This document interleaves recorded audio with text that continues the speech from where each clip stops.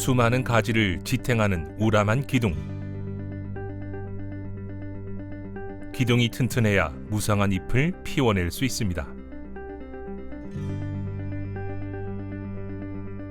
사람도 마찬가지죠. 몸을 지탱하는 척추와 관절에 문제가 생기면 몸이 망가집니다. 가다가도 갑자기 그냥 다리가 뒤틀리면서 막 쓰러져서 못 걷는 거예요. 그 의자 없고 그러면 그냥 아스팔트에 누워버리기도 하고. 꾹꾹 쑤시는 그런 느낌이 있으니까 아픈 걸 떠나서 상당히 좀 괴롭다고 해야 됩니까? 그게 걸어 다니는 속도 자체가 느려지고 아예 이제 걸음걸이도 많이 얼마 못 가서 쉬어야 되고 이랬죠. 유병률이 높아지고 있는 척추 관절 질환은 100세 시대를 위협하는 적. 매년 400만 명이 넘는 사람이 관절 질환으로 고통받고 있는데요. 척추와 관절 건강에 빨간불이 켜졌습니다. 척추가 서야 내 인생이 펴질 수 있다. 우리가 척추에 어떤 통증이 생기면 일단 보행에 문제가 생깁니다. 요것들은 우리가 관리를 잘 해야 되고 또 통증이 나면은 통증을 줄이는 시술이나 수술들을 해야 되고. 척추는 이제 용기 내시면 나머지 여생 편하게 지내실 수 있습니다. 무릎 관절이 구부러지지 않으면 제대로 일상적인 편안한 생활을 할 수가 없게 되거든요. 적극적인 대처를 해서 빨리 회복을 시켜주는 것이 생활에 있어서 더 윤택하게 잘 쓸 수 있게 만들어줄 수 있습니다. 척추 관절 질환은 통증으로만 끝나지 않습니다. 신체의 움직임을 떨어뜨려 근 손실과 다른 질병을 불러오죠. 정확한 진단과 적극적인 대처가 중요한데요. 척추와 관절이 편할 방법을 함께 찾아보시죠.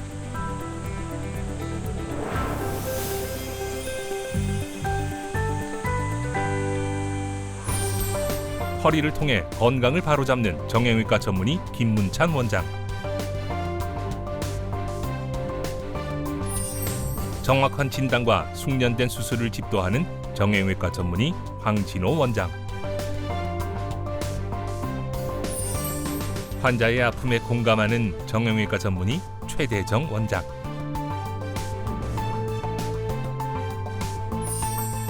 풍부한 임상 경험으로 무릎 건강을 세우는 정형외과 전문의 박만준 원장. 관절을 지켜 환자의 편안한 삶을 지켜주는 정동우 원장.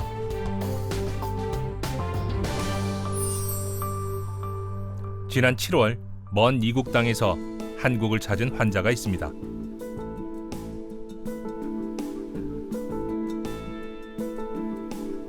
캐나다에서 온 박기홍 씨. 허리 통증을 고치기 위해 한국에 오는 큰 결심을 했는데요. 병명은 척추관 협착증입니다.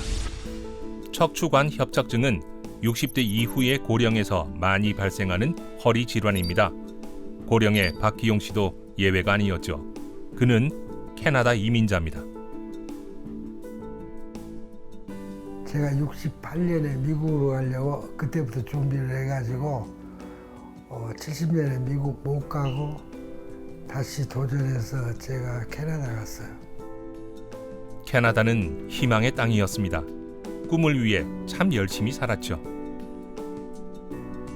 그러나 그의 삶은 허리 통증 때문에 멈추고 말았는데요. 수술은 캐나다에서 했는데 다시 아픈 거예요. 다시 그냥 저리고 해서 MRI 찍어봤더니 수술을 해야 된대요. 그 수술했던 닥터를 찾아가니까 리타이어 해버렸어요. 은퇴해버렸어요. 근데 다른 닥터를 찾아야 되죠. 근데 거기는 보는 데만 6개월, 7개월 걸린 것 같아요.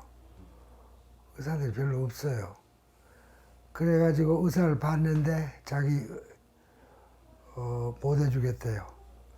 나이하고 리스키하고 하지 말고 그냥 나는 죽을 때까지 이렇게 살라는 얘기냐 그렇게 안 해요. 그러든지 네가 그렇게 살기 싫으면 다른 의사를 찾아보래요. 그래서 한국에 왔어요.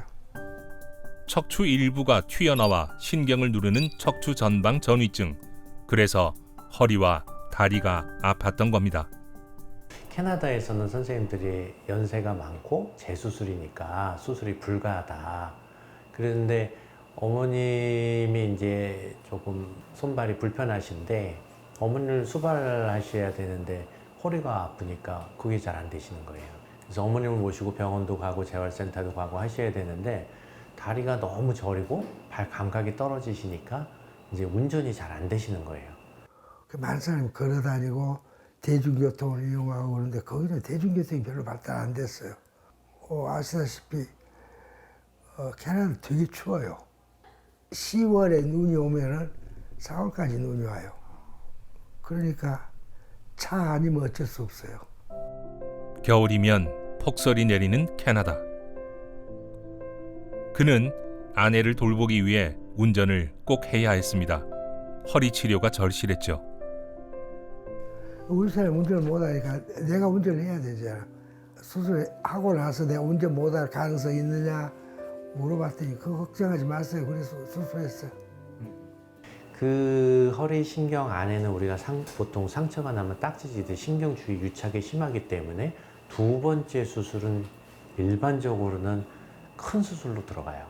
안에 있는 뼈를 다 떼내고 그러고 나서 나사로 다시 다 고정하는 수술로 바뀌게 되는데 지금은 이제 한국이 최소 침습 수술이라고 해서 수술한 부위라 하더라도 육안으로 보는 게 아니고 현미경이나 내시경을 봐서 그 부위만 딱 접근할 수 있으면은 크게 수술을 안 해도 됩니다. 그래서 아버님은 이제 최소 침습 감압술을 받으셨어요. 수술은 성공적이었습니다. 뼈를 떼어내고 눌려있던 신경을 풀어줬는데요. MRI 사진에서 변화가 뚜렷하게 확인됩니다. 척추관 협착증 수술을 통해 신경 협착이 해소되면서 통증이 사라졌습니다. 일단은 조심하는 게 안 쓰는 게 조심하는 게 아니고 운동을 이제 많이 해야 돼요. 요 근력이 많이 빠져 계시거든요. 그래서 오히려 운동을 더 많이 하시는 게 약이에요. 운동을 많이 하시는 게 처방이고 조심하세요, 아껴 쓰세요 하는 거는 그 옛날 수술들 얘기고 그것만 들어 눕지만 않으면 돼요. 워낙 건강하셔서 의지도 있으시고 수술 첫날부터 잘 걸으시고요. 오늘 이제 일주일 되셨는데 이제 뭐 내일 모레 이제 언제 들어가도 되냐 오히려 그런 거 물어보실 만큼 좋아지셨습니다. 이제 남은 것은 근력 회복과 재활, 약해진 근육 기능을 강화하고 생활 습관을 교정해 근육을 풀어주는 것이 후속 관리의 핵심입니다. 걸어갔다가 이제 저쪽까지. 일단은 저희가 척추 분절 따라서 척추를 수술하셨다 보니 척추 자체는 일단은 저희가 아직 못 건드리고 그 분절에 따라서 신경이라든가 지나가는 길에 따라서 거기 근육에 맞춰서 해드리고 있고요. 그리고 근육이라든가 짧게 평가를 통해서 이제 근육의 불균형이라든가 뭐 단축된 근육이라든가 이런 것 좀 풀어드리는 거 위주로 일단 처음에 하고 있습니다. 약해진 인대를 강화하는 것이 중요한데요. 환자도 몸의 변화를 서서히 느끼고 있습니다. 좋아지네요. 근데 이게 수술하고 나서 갑자기 좋아진 게 아니라 천천히 좋아지는 것 같아요. 나이가 많아 포기할 뻔했던 수술. 캐나다에서 한국에 오기까지 그동안의 수고가 아깝지 않습니다. 이제는 많이 못 걸으니까 그냥 자동차 운전석에 앉아 있었는데 많이 걸으니까 좋네요. 제 꿈은 죽기 전에 제가 못 가본 나라 여행도 좀 다녀보고, 왜냐면 우리 사람이 22년 전에 스트로크 해가지고 아무것도 못 하잖아요. 그래서 죽기 전에 가고 싶다는 데 보여주고 그 다음에 내가 묻어주고 이렇게 장례해주고 그 다음에 내가 죽는 게 소원이에요. 그래서 제가 수술을 했거든요. 지금의 가정을 이루기까지 수많은 사연이 있었지만 그 모든 것이 소중한 이유는 바로 아내 때문이죠. 아내를 향한 사랑이 그를 낫게 했는지도 모릅니다. 척추는 아프면 좀 불편하지만 죽진 않잖아요. 지 혼자 아프다고 끙끙대는 거지. 그래서 아프면 빨리 가서 수술하는 게 좋을 것 같아요. 네, 척추관 협착증은 무릎으로 얘기하면 관절염하고 같습니다. 허리도 관절이 만나서 마모가 되면서 써지기 때문에 연세가 드시면은 다 발생을 하는 것 같습니다. 그래서 60대는 60%, 70대는 70% 정도 유병률을 가지고 있습니다. 증상이 가벼울 때는 보존적인 치료, 운동하시고 그 다음에 혈액순환제를 드시고요. 이렇게 치료하시면 되고, 신경이 너무 눌려서 기능이 떨어지게 되면, 즉 통증이 너무 심해서 조절이 안 되던가 보행장애가 생길 정도의 통증이 발생을 하면 그때는 수술을 고려하는 게 좋습니다.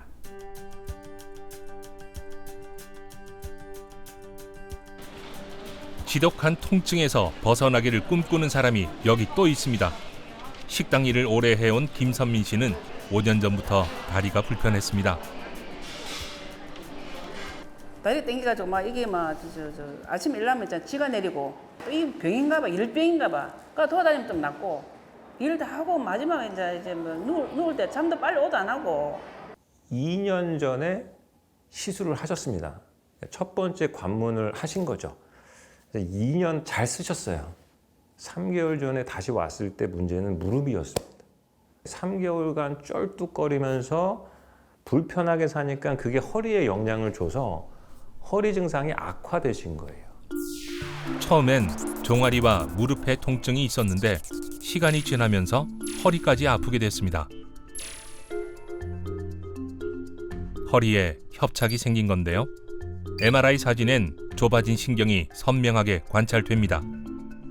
또 시술을 권할 수가 없고 첫 번째 관문을 통과하셨기 때문에 저희가 이제 척추 후궁 절제술이라고 하는 유압술 전에, 나사 벗기 전에 할 수 있는 감압술을 안내해 드렸고, 최근에는 이제 그러한 감압술이 내시경을 통해서 할 수 있으시기 때문에 효율적이고 피도 안 나고 수혈도 하지 않고 거의 절개를 없이 할 수 있기 때문에 다음날 걸으실서 회복도 빠르시고 퇴원도 빠르시고 하다는 양방향 척추 내시경 수술을 통한 감압술을 하실 수 있다는 겁니다.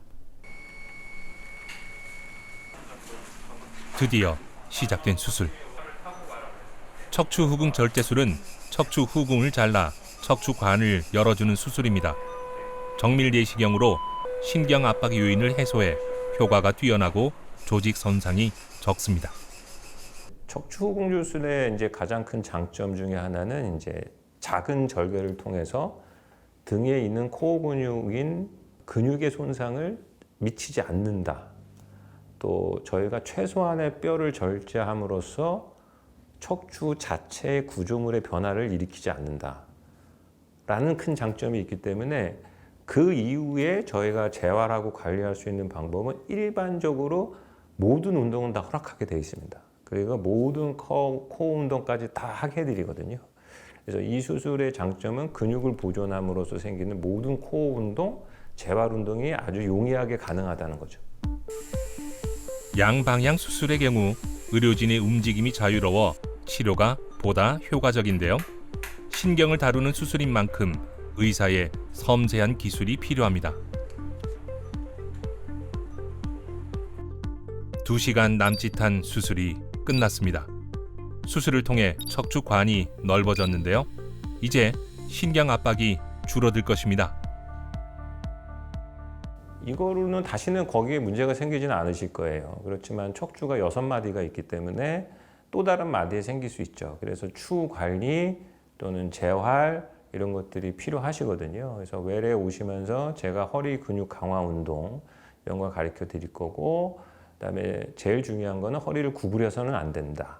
저희가 신전 운동 해라 이런 말씀 드리고 있고, 또 전반적으로는 하루에 10,000보 이상 걷기, 그 정도까지는 제가 환자분한테 하라고 하고 있습니다.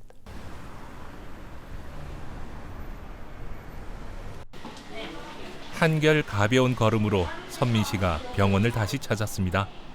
수술한 지 약 2주가 지났는데요. 오늘은 실밥을 뽑는 날입니다. 어머니. 예. 반창고는 내일 떼세요. 예예. 내일 떼고 흐르는 물로 내일부터 샤워하시면 됩니다. 예. 목욕탕에 들어간 거는 3차에 훑어가지고. 예. 딱지가 좀 있어요. 예. 딱지는 억지로 떼지 마세요. 예. 아이고 나 이 평생에 안 쉬었어요. 이 주위에 너무 이리 요도 이리고 저도 이리고 전부 다 일꾼이 돼가지고 안 쉬는데 안 쉬게 되면 뭘 모든 게 싫고 혼자 좀 지내고 싶다. 수술 후 6주가 지나면 일상생활이 가능해집니다. 선민 씨도 이제 일상으로 돌아갈 일만 남았네요. 어머니, 예. 이제 좀 쉬시지. 예. 몸 성할 때 좀 해야 안 되겠습니까? 안 쉬고 또 일하러 가시네요. 또. 예. 수고하셨습니다. 예. 고맙습니다. 예. 지금 평균 수명이 이제 여자분 같은 경우는 85세에 육박하고 남자분들도 이제 79세, 80세 육박하거든요. 그러니까 이제는 65세 뭐 이런 정도는 많은 나이가 아니죠. 뭐 60살 들어서 협착증이 생겼다. 빨리 수술하고 20년 편하게 사시다가 뭐 막판에 한 5년 정도 힘든 경우가 있을 수 있고, 아파서 여행도 못 가고 친구랑 놀러 다니지도 못하고 20년 막 그렇게 지내다가 80살 돼서 수술해서 5년 잘 지낼 것이냐. 굳이 참고 젊은 시절을 어렵고 통증 있게 지내는 것은 좀 이제는 안 했으면 좋겠고, 그래서 척추는 이제 용기 내시면 나머지 여생 편하게 지내실 수 있습니다. 치료를 미루지 않는 것이 답이다. 조재식 씨는 허리 통증을 미루지 않았습니다. 원래 허리가 안 좋긴 했는데 10여일 전부터는 걸을 수 없을 정도로 통증이 심각해졌죠. 그는 바로 병원을 찾았습니다. 어디가 어떻게 좀 아프세요? 예, 그 왼쪽 그 엉덩이 위쪽에 많이 욱신거리고 있습니다. 통증은 좀 어떤가요? 통증은 약간씩 그 찌릿찌릿한 느낌이 오고 있습니다. 원인은 척추 협착. 파란 부분이 정상 부분이고 빨간 부분이 유착으로 신경이 막혀 있는 부분입니다. 그래서 통증이 있었던 겁니다. 네, 한 10여 년 전부터 조금씩 더 통증이 있었거든요. 아플 때마다 의원에 가서 이제 통증 클리닉 주사를 맞고 있는데 한 2주 전부터 통증이 허리 쪽에, 요추 쪽에 상당히 심하게 왔어요. 뭐 앉았을 때도 그렇고 다리에 쥐도 나고 계속 그 통증은 멈추진 않았죠. 수술을 하게 되면 또 오랫동안 입원을 해야 된다고 그러고 뭐 시술을 하고 나면은 다음 날 정상적으로 일상에 복귀가 될 수 있어서 그래서 마음 먹고 시술을 결정하게 되었습니다. 조재식 씨는 풍선 확장술을 받을 예정입니다. 주무셨어요? 네. 오늘 너무 긴장하지 마시고 이제 오늘 하는 시술은 짧은 시간에 끝나고 아버님이 이제 한쪽으로 협착증이 심하고 왼쪽이죠. 네. 왼쪽이죠. 이제 아버님이랑 소통하면서 진행되기 때문에 너무 겁내하실 필요 없어요. 네, 잘 알겠습니다. 네. 결과는 좋으실 거예요. 네, 고맙습니다. 네. 글쎄요, 걱정되는 부분은 요즘 뭐 의술이 다 좋다고 하시니까 또 크게 걱정 안 해도 된다 그래서 스트레스를 받는다든가 그런 건 없습니다.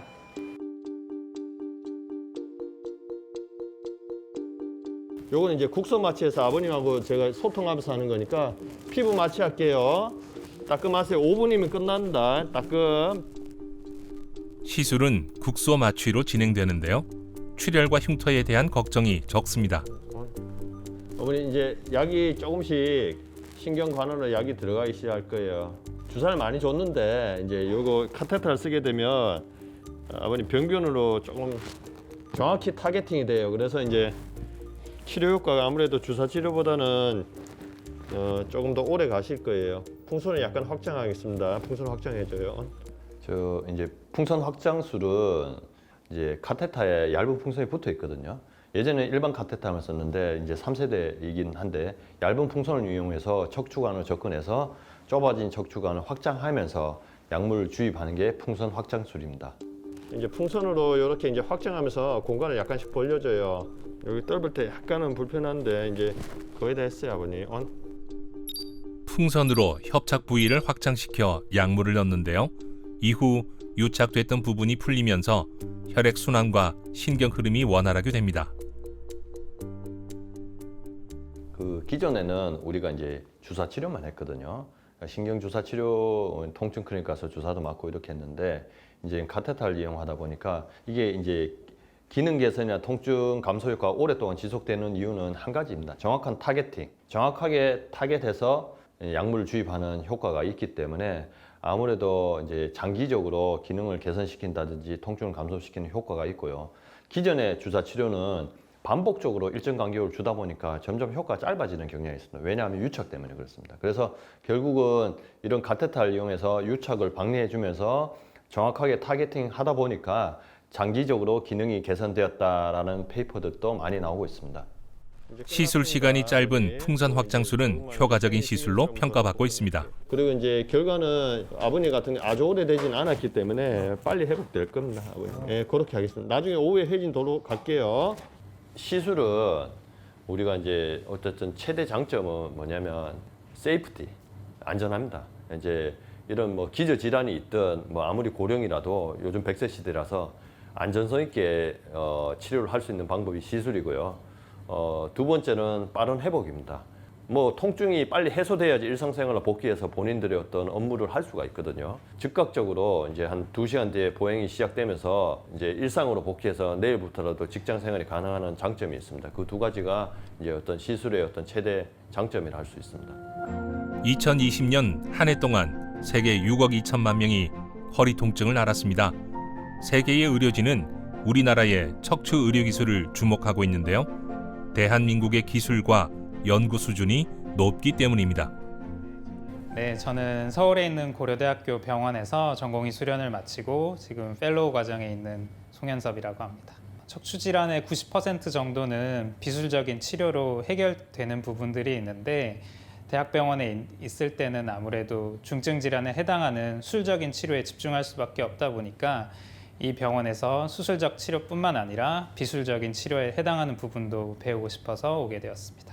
원장님께서는 굉장히 쉽고 빠르게 하시는 것 같지만 그 사이에 얼마나 많은 중요한 테크닉들이 있는지 저는 알고 있기 때문에 실력이 굉장히 좋고 환자분들도 많이 만족하시는 것 같아서 많이 배우고 가게 되었습니다.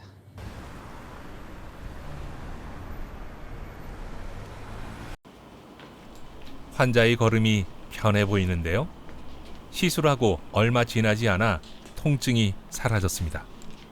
시술로 1, 2주 동안은 무리한 운동을 하지 않고 바른 자세를 하는 것이 좋습니다. 한번 이게 움직여 보시니까 좀 어떠신 것 같아요? 느낌 아주 상쾌하다는 느낌은 좀 듭니다. 예. 시술한 지 얼마 안 됐는데 기분 상당히 좋은 느낌이 있네. 허리 돌리는 것도 그렇고 좋습니다. 아버님 좀 어떻습니까, 아버님? 많이 좋습니다. 많이 좋았죠. 예. 이제 오늘 시술 오전에 하시고 네. 지금 이제 오늘 이제 시술하고 지금 보니까 한 6시간 정도 지났는데 네. 걸어 보시니까 조금 편할 거예요. 네, 네. 시술은 수술이 아니기 때문에 내일부터 원래 하던 대로 이제 일상생활 다 복귀하셔도 돼요. 복귀하셔도 되고 여러 가지 이제 코어 이제 허리 주변에 둘러싸고 있는 근육 운동 또 어떻게 해야 되는지 또 제가 외래 오실 때마다 또 설명을 해드릴 거예요. 평생 괜찮진 않아요. 또 아플 수도 있어요. 그러면 이제 그때 제가 대응을 해서 이제 거기 맞춰서 또 치료를 또 도와드릴 거예요. 결과는 좋으실 겁니다. 네. 감사합니다. 네네. 마음적으로 상당히 좋습니다. 통증을 아예 못 느꼈어요. 시술할 때 약간 2분 정도 그 이후부터는 뭐 한 3분 정도에서 한 5분 사이에 끝난 건데 순간적으로 그냥 버뜩 지나가는 그런 기분이었습니다. 이분 같은 경우는 다발성이 있는 분이 아니고 한 분절에 있기 때문에 특히 결과가 빨리 회복된 것 같고 내일부터는 일상으로 복귀해서 본인이 하는 일이라든지 업무를 하시면 될 것 같고요. 그 대신에 이제 또 시술 후에 이제 치료 끝났는 게 아니고 아주 상식적인 건데 2가지 포인트만 조심하면 됩니다. 바른 자세, 그 다음에 지속적인 운동입니다. 그게 또 실천이 되어야 되거든요. 그래서 그 2가지 포인트에 대해서는 제가 또 구체적인 내용은 환자분이 오실 때마다 제가 또 교육을 시켜드릴 겁니다. 앉아있는 시간이 늘어나면서 허리 통증을 호소하는 환자가 늘고 있는데요. 일상생활에서 바른 자세와 꾸준한 운동을 하는 것이 통증에서 해방되는 지름길입니다. 그래서 일상을 복귀하게 되면은 뭐 항상 하던 일대로 진행하면서 한 10년 가까이 그 아프면 병원 가고 하던 게 이제 마음속으로 사라져 버리니까 후련한 느낌이 많이 들어요. 제 생각으로는 다른 분들한테도 어떻게 기회가 주어진다면은 권하고 싶을 정도로 아주 마음적으로 다 나은 것 같습니다.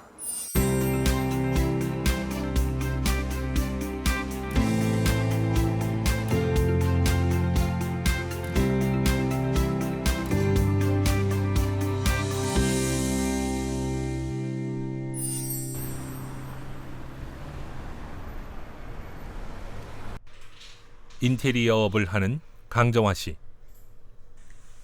요즘 일할 때 가장 신경 쓰는 것이 있는데요. 바로 무릎입니다. 제대로 걷기 힘들 정도로 무릎이 아프죠. 2년 정도 전부터 안 좋았었어요. 일단 걷는 거 자체를 많이 못했죠. 걸으면 바로 무릎이 막 서로 뼈끼리 부딪히는 느낌이 있기 때문에 많이 못 걸었어요. 걷는 거 자체도 아주 천천히 뼈 안 부딪히려고 최대한 살살 이렇게 걸어야 되니까 속도도 너무 느리고 진짜 힘들었어요. 욱신거리는 통증에 평지를 걷지 못할 정도로 다리가 아팠는데요. 동네 의원에서 주사를 맞으며 통증을 버텼지만 무릎은 좀처럼 회복되지 않았습니다. 특히 무릎뼈가 닿은 고통은 말로 설명할 수 없을 만큼 심각했습니다.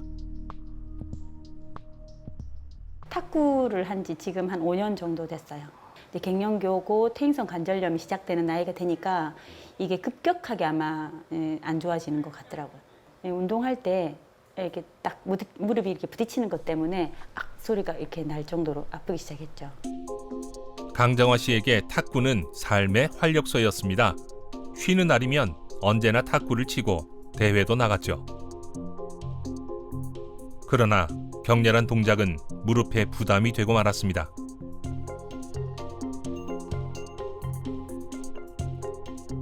사실은 두 쪽 다 비슷하게 왔는데 왼쪽 다리가 더 심하게 왔었어요. 원래는 수술을 하라는 건 가까운 병원에서는 한 1년 전부터 권유를 받았는데 제가 아프니까 병원에 갔더니 너무 그 수술하기 너무 겁나고 또 그렇게까지 해가면서 제가 해야 되나? 그냥 잠깐 재활이나 운동 좀 쉬면 되겠지라고 생각하고 한 1년 정도 방치를 했었어요. 그렇게만 치료하다가 다시 찍었는데 그때보다 너무 급격하게 1년 만에 너무 안 좋아진 거예요. 곧 인공관절을 해야 될 정도로 하시더라고요. MRI 촬영 결과 무릎 연골이 찢어져 있었습니다. 연골이 파여 있기도 했는데요. 곳곳에서 손상이 발견됐습니다. 우리 강정화 씨는 53세로 굉장히 나이가 젊은 편인데요. 스포츠를 좋아하시는 분이고, 근데 어느 순간부터 운동을 많이 하고 나면 무릎이 붓고 아프다 그랬고, 주사 맞고 나면 좀 낫다가 또 결국 하고 나면 또 아프고 반복하고 계셨습니다. MRI를 찍어보니까 이 무릎의 내측에 무릎의 안쪽 부분에 내과 부분에 연골이 결손이 생겨 있고, 그다음 슬기레트 관절 쪽에도 연골이 결손이 되어 있는 상태고 물렁뼈가 찢어져 있었어요. 근데 그러면서 가장 근본적인 건 다리가 이제 내측으로 이런 식으로 내반 변형이 되어 있기 때문에 연골이나 이 물렁뼈가 빨리 망가지고 있지 않나 생각이 듭니다. 그래서 자기 무릎을 보존하기 위해서 교정절골 수술과 함께 내시경 치료로 연골 재생 수술을 같이 진행하기로 했고 그렇게 시행이 됐습니다. 우선 손상된 연골의 껍질을 벗기고 구멍을 뚫어 줄기세포를 이식했습니다. 수술 후 무릎 연골이 안정적으로 재생되고 있는 것을 확인할 수 있습니다. 한 번 마모된 연골은 자연히 재생이 되지 않습니다. 연골을 재생할 수 있는 여러 가지 사실 방법들이 지금까지 쭉 개발되어 있는데요. 카티스템은 태아 재래혈에서 추출된 줄기세포를 이용해서 만든 연골 치료제입니다. 다른 줄기세포의 경우에는 연골을 배양한다든지 6주간 배양을 해서 한다든지 이런 시간적 사실 소요가 많이 되는데요.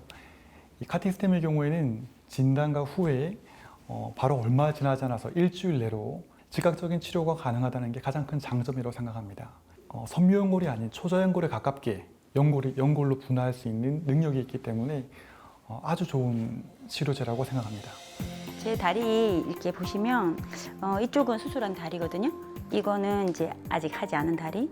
이거는 수술한 이후에 이렇게 일자로 이렇게 똑 바르게 내려오죠. 이거는 안 하니까 아직까지 이렇게 휘어져 있는 상태고. 딱 봐도 수술 후에 많이 차이가 납니다. 그럼 다른 한쪽도 할 계획이신가요? 네, 올 여기가 이제 근력이 오르면 반대쪽 다리를 할 예정이에요. 수술 후 2달. 이제 그녀는 목발 없이 걸을 수 있는데요. 한쪽 다리를 수술한 것만으로도 걷는 것이 훨씬 편해졌습니다. 오늘 어떤 일로 오시는 거예요? 오늘 외래 진료가 있어서 왔어요. 뭐 긴장되겠네요, 오랜만에. 네. 어떤 얘기를 좀 듣고 싶으세요? 많이 좋아졌다는 얘기 하셨으면 좋겠어요. 무릎 관절염은 노년기에 많이 발생합니다.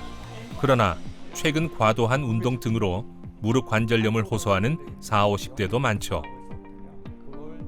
수술 후 줄기세포가 자리 잡기 위해 시간이 필요한데요. 그녀의 경과가 어떤지 궁금합니다. 지금 오늘 찍은 사진이 이렇게 다리가 이제 예쁘게 돼 있고 연골이 벌써 2살밖에 안 됐는데도 연골이 이렇게 원래 색깔에 맞게끔 두께가 높게 형성된 게 굉장히 긍정적인 거고요. 지금부터는 이제 목발 없이 걸을 수 있고 수술 후 4주가 지나면 보행은 물론 가벼운 달리기를 할 수 있을 정도로 몸이 회복됩니다. 아직은 쪼그라들지 않거나 계단 오르내릴 때는 주의가 필요합니다. 그것 외에는 다른 주의사항은 없고요. 운동량을 조금씩 늘려가는 게 필요한 것 같습니다. 이제 좀 안심이 되고 조금 시간만 지나면 이제 예전처럼 잘 걸을 수 있겠구나 싶어서 기분이 좋았죠. 반대쪽을 또 수술을 하려면 했던 다리 쪽에 근력이 좀 올라와야 이게 지탱할 수 있어야 반대쪽 다리를 할 수 있거든요. 그래서 지금 수술했던 다리 이제 재활 치료하고 근력을 계속 만들어야 되기 때문에 걷기 연습해야 되고 집에서 근력 운동 계속 해야 됩니다. 통증이 사라진 뒤 강정화 씨에겐 작은 습관이 생겼습니다. 그녀는 틈만 나면 부지런히 걷는 연습을 합니다. 다리가 아파 걸을 수 없었던 시절엔 꿈도 꾸지 못할 일이죠. 지금 이제 걷기 시작하셨는데 좀 어떠세요, 기분이? 그때는 몇 걸음 가다가 쉬고 그랬는데 지금은 이제 계속 걸을 수 있어서 너무 기분이 좋죠. 그녀는 수술로 단순히 통증만 해결한 것이 아니라 행복의 의미를 다시 찾았습니다. 일단 통증이 없어졌다는 게 제일 좋아요. 걸을 때. 그리고 걸을 때 몇 걸음 못 가서 이렇게 제가 어딘가 앉을 때를 찾거나 그래야 되는데 지금은 계속 걸어도 다리가 좀 낫고 하니까 좀 더 빨리 재활하고 싶은 마음이 더 강해졌죠. 좀 우울했어요. 다리가 불편한 게 마음적으로 내가 하고 싶은 것도 마음대로 안 되고 하니까 일단 용기도 좀 없어지고 자신감도 좀 떨어지고 어느 한 곳이든 사람이 불편한 데가 있다는 거는 진짜 다른 사람들은 이해 못하는 그 자그마한 고통보다 생각보다 굉장히 큰 상실감이 생기는 것 같아요. 일단 하던 운동을 더 계속 하고 싶죠. 지금도 마음은 뛸 것 같은데 수술을 하고 나면 다시 운동 계속 하고 싶고 무엇보다 친구들하고 이제 둘레길을 좀 걷고 싶어요. 걷는 게 힘들다 보니까 일단 걷고 싶다는 생각이 많이 들어요. 자신에게 맞는 맞춤형 치료로 관절 통증은 극복할 수 있습니다. 인공관절이 굉장히 발전을 하고 하였지만 자기 본연의 본래 무릎의 기능보다는 못하다고 생각합니다. 일상생활을 더 용이하기 위해서 무릎 보존을 하기 위한 시술 중에 가장 적절한 방법 중에 하나가 절골술이기 때문에 절골술을 선호하게 되는 것 같습니다. 근데 무조건 할 수 있는 건 아니고요.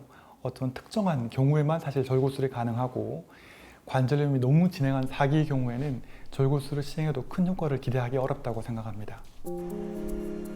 고령에도 불구하고 치료의 희망을 버리지 않은 사람이 있습니다. 황경혜 씨는 5년 전부터 무릎이 아팠는데요. 최근엔 통증이 심해 직장도 관뒀습니다. 어디가 좀 아프세요? 요 밑에 여기 하고 여기 하고 위에 여기 하고 여기 하고 다 아프다. 여기가 좀 삐그덕 잘못하면 넘어질 정도로 이래가 아파가지고 그게 이제 심하고 옛날부터 수술 좀 해라 하는 거를 내가 안 하고 주사를 많이 맞았어요. 통증 클리닉 주사. 어느 날 와갖고 이제 선생님을 만나게 되어갖고 주사를 맞았어. 주사를 맞는데 주사 말라고 맞으려고 하노? 수술해야 되는데 이러더라고. 아, 내가 언제 죽을지는 모르니까 나이 1살이라도 적을 때 이왕이면 해야 되겠다.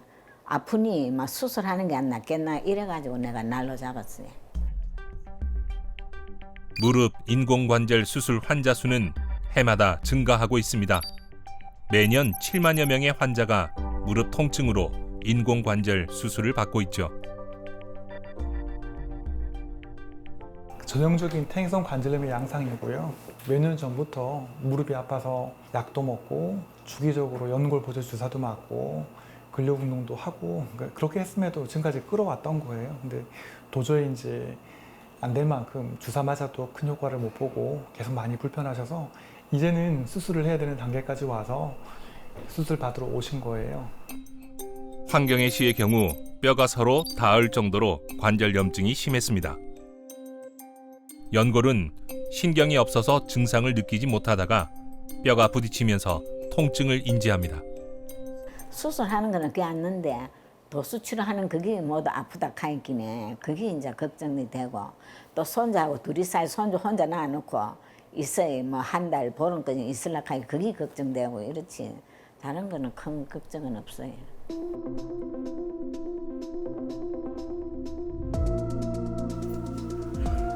인공관절 수술은 마모가 심한 관절, 연골을 제거하고 인공관절을 삽입하는 수술입니다.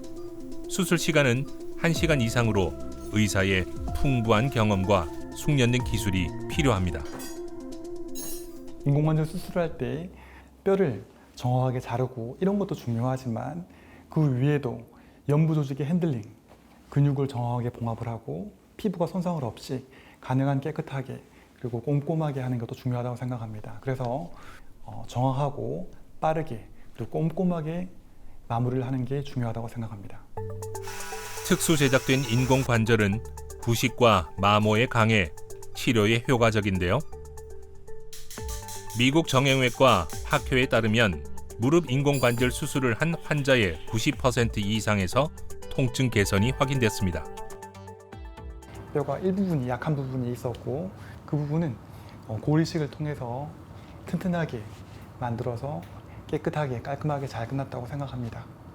수술한 후에 일주일 경과가 되면 웬만큼 이제 걸을 수 있고요.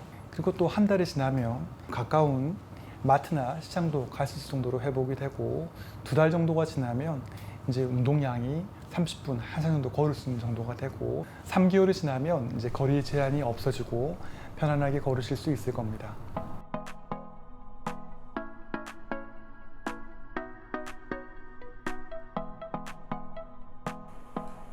병실에서 황경혜 씨를 다시 만났습니다.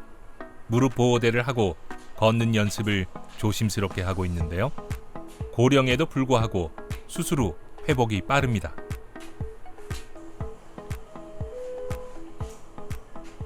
내가 생각할 때는 괜찮아, 좋아. 수술을 했다 치고는 괜찮아. 막 대기 쑤시고 알려고 하는 이런 게 없었거든. 내 저녁으로 주사를 2대씩 맞고 자는데 어쩌면 안 맞았어. 인공관절 수술의 입원 기간은 대략 1달. 박만준 원장이 꼼꼼하게 환자의 상태를 살핍니다. 네, 밤에 많이 아프거나 그러진 않으셨어요? 어제는 저 진통제 주사 안 맞았습니다. 잘했습니다. 다리 한번 먼저 볼까요? 네. 다리 올려볼게요. 자, 이렇게 앉아보시고 예. 예, 선생님 많이 올리면 되게. 예, 지금 보니까요. 이제 붓기도 거의 이제 다 없어지고 점점 나아지고 있어요. 아직 2주가 안 됐기 때문에 첫 번째 부종이 빠지도록 얼음 찜질 잘하고 무릎을 쭉 펴서 힘준 녀석 계속 많이 하고 안 넘어지게 조심하고 그렇게만 하면 되거든요. 예, 알겠습니다. 지금 아주 경과가 양호하니까 걱정하셔도 됩니다. 예, 선생님 수고하셨습니다. 별 말씀을요. 더 좋아지실 거예요. 예. 지금 운동 범위도 회복하고 있고 첫 번째 급성의 염증기를 지나오면서 무릎의 부종이라든지 그다음에 이런 게 다 빠지고 제일 중요한 근력이 빨리 회복이 돼야 되는데 지금 경과가 굉장히 양호한 편이라고 생각합니다. 초기 1주에서 2주 사이에는 근력이 회복이 다 안 되어 있기 때문에 넘어지기가 쉽거든요. 그래서 넘어지지 않게끔 천천히 그리고 안 절고 똑바로 걸으려고 노력하는 게 중요하다 생각이 들고요. 그 2번째는 염증이 안 생기게끔 우리 아이스백이라고 그러죠. 얼음 찜질을 하루에 3번에서 4차례 정도 하는 게 도움이 될 거라고 생각합니다. 환자의 상태에 맞는 맞춤형 재활 처방이 내려졌습니다. 수술 후 3주가 지나면 운동이 가능한데요. 가벼운 근력 강화 운동과 유연성 운동을 함께 하는 것이 좋습니다. 지금 하실 수 있는 거는 요 허벅지 근력 운동 정도 하시고 걷는 거 많이 해주시면 좋고요. 종아리 스트레칭도 이렇게 발목 올려서 해주시면 좋고, 다시 위로 쭉, 다시 밑으로 쭉 이렇게. 또 어머니 반대쪽도 수술 곧 할 거기 때문에 이쪽 다리 근력 운동 많이 해주셔야 돼요. 받을 때마다 오늘 나흘째는 받았는데 괜찮아요. 좋아요. 받을 때는 아이고 해도 손 떼고 나면 괜찮다 해요. 지나친 운동은 인공관절과 뼈의 고정을 느슨하게 할 수 있어서 피하는 것이 좋은데요. 황경혜 씨는 완치를 위해 꾸준한 재활 운동을 다짐합니다. 받아야지. 안 받으면 안 되지. 열심히 받아야 돼. 그래야 내 지금 마음대로 걸을 수 있고 뛸 수도 있고 그렇다 하니까는. 지금 여기 지금 내인데 딱 맞다. 하고 싶은 거는 별로 이제 옛날에 많이 해봐가지고 별로 없고, 막 운신에 요거 놨으면 막 동네에 마실 가고 이래 걸어 다니는 거 그런 것만 하면 되지. 다른 거는 크게 바라는 거 없습니다.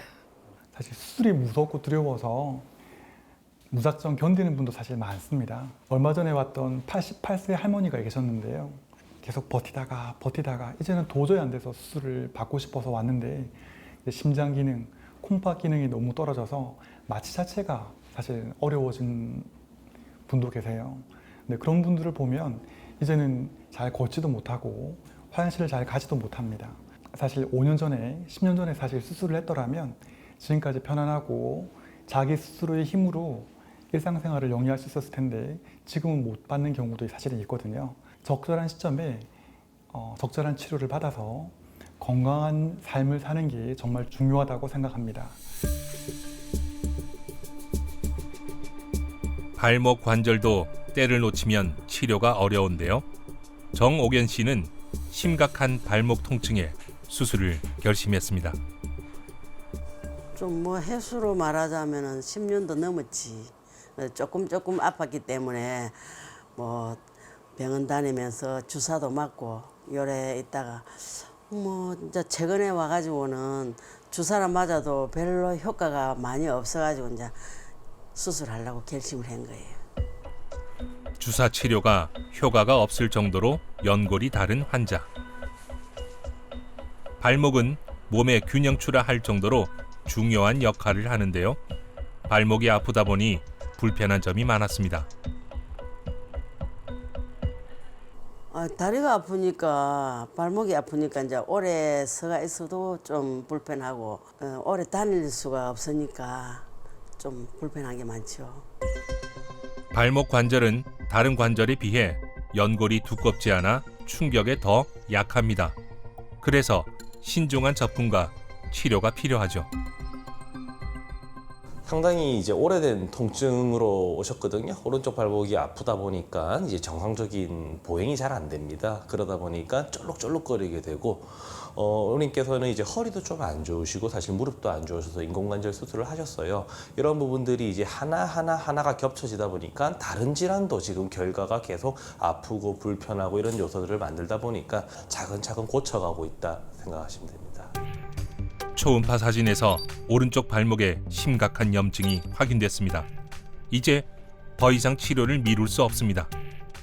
관절이라는 건 우리 몸에 너무 많이 있죠. 관절 없이는 생활이 불가능합니다. 필수 불가결한 존재죠. 우리가 사람이 움직이지 않고는 못 살는데 그 움직임을 유지시켜주는 가장 기본적인 단위가 각각의 관절이죠. 그렇기 때문에 이런 관절이 손상을 받고 아프면 우리가 활동을 못하고 삶의 질이 많이 떨어집니다.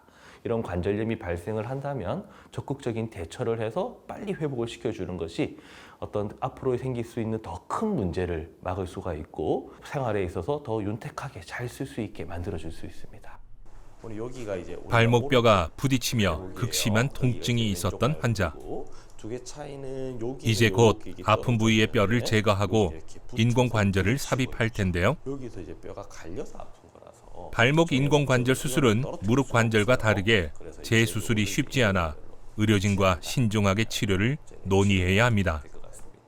우선 지금 발목의 관절이 완전히 다 닳아버리는 관절염 말기에 도달을 했거든요. 이러다 보면 발목을 살릴 수 있는 방법은 사실은 없고 발목을 붙이는 유압술을 하거나 아니면은 인공관절을 통해서 움직임을 보존하거나 이제 결정을 하게 되는데 아무래도 요즘에는 이제 기술적으로 계속 발달을 하면서 움직임을 보존할 수 있는 이제 인공관절 수술을 많이 시행을 하고 있고 우리 어머님께도 이런 방법을 사용할 예정입니다.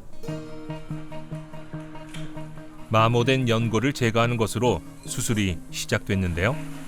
환자 상태에 따라 추가 시술이 있을 수 있습니다.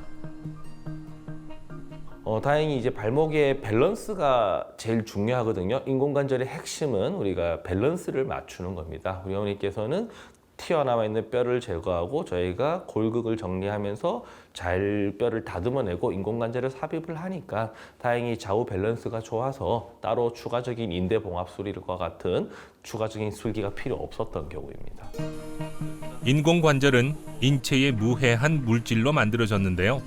짝이 잘 맞게 고정하는 것이 중요합니다.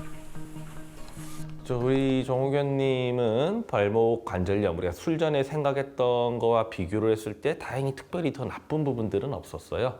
어머니가 체구가 작으시다 보니까 이제 공간이 좁아서 그 주변을 확실하게 정리하는 데에서 좀 시간이 좀 걸렸지만 이후에는 짝이 맞게 인공관절이 잘 삽입이 되었기 때문에 앞으로 쓰시는 데는 전혀 문제 없으실 것 같아요. 발목 인공관절은 다른 인공관절보다 수명이 짧은 것으로 알려져 있지만 최근엔 기술이 발전해 수명이 길어졌습니다. 예전에 뭐 발목 관절 수술했을 때 결과가 안 좋더라 이런 얘기들을 많이 들어보셨을 수도 있습니다. 하지만 최근에 많이 발달이 있었기 때문에 이전에 비교해서 훨씬 더 좋은 결과들을 보고를 하고 있기 때문에 적극적으로 치료하신다면 발목의 통증으로 인해서 내 삶이 지장받는 것들을 많이 줄이고 아주 기분 좋게 생활하실 수 있겠습니다. 수술 후 한 달 정도는 무리하지 않아야 합니다. 수술 부위가 붓거나 열감이 들 때엔 얼음찜질을 하거나 다리를 쿠션 위에 올려놓으면 좋습니다.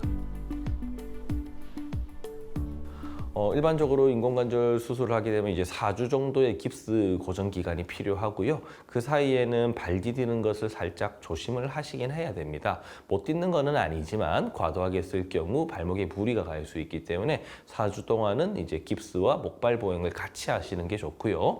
이후부터는 모든 걸 다 제거를 하고 운동화를 신고 가볍게 걷는 연습부터 시작을 해서 근력 키우는 운동까지 재활 치료를 시행하실 예정입니다. 아이고 못 해봤던 거 하고 싶은 거는 별로 없고요. 잘 걸어 다니는 거, 잘 걸어서 친구하고 놀러 다니는 거 그런 게 좋아요. 척추와 관절이 편해야 사는 게 편합니다. 치료를 미루면 나중엔 걸을 수도 움직일 수도 없게 되죠. 척추와 관절 통증이 삶을 망가뜨리지 않도록 용기와 결단이 필요합니다.